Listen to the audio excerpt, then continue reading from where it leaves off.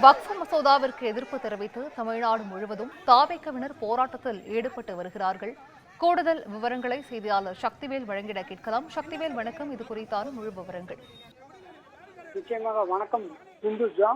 வக்ஃப் திருத்த சட்ட மசோதா திரும்ப பெற வலியுறுத்தி தமிழக வெற்றி கழக கட்சியினர் 200க்கும் மேற்பட்டோர் பல்லாவரம் GST சாலையில் சாலை மறியலில் ஈடுபட்டதால் பெரும் பரபரப்பு ஏற்பட்டுள்ளது.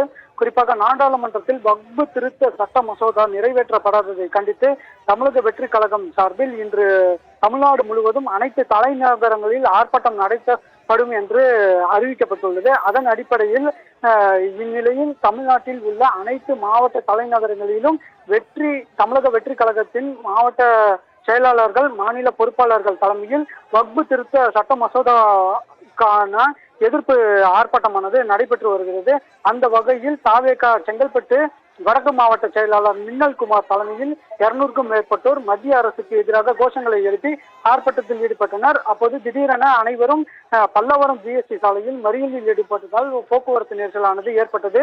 இதனால் பயணிகளும் வாகன ஓட்டிகளும் கடுமையாக அவதி அடைந்தனர். இதையடுத்து மறியலில் ஈடுபட்ட 200க்கும் மேற்பட்ட தாவேகாவினரை போலீசார்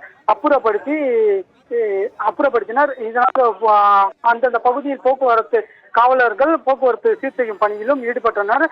குறிப்பாக இந்த மறியலில் ஈடுபட்டவர்கள் மீது வழக்கு பதிவு செய்யப்பட்டுள்ளதாகவும் தகவல்கள் பெறப்பட்டுள்ளது.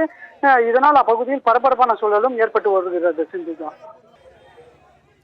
விவரங்களை வழங்கியமைக்கு நன்றி சக்திவேல்.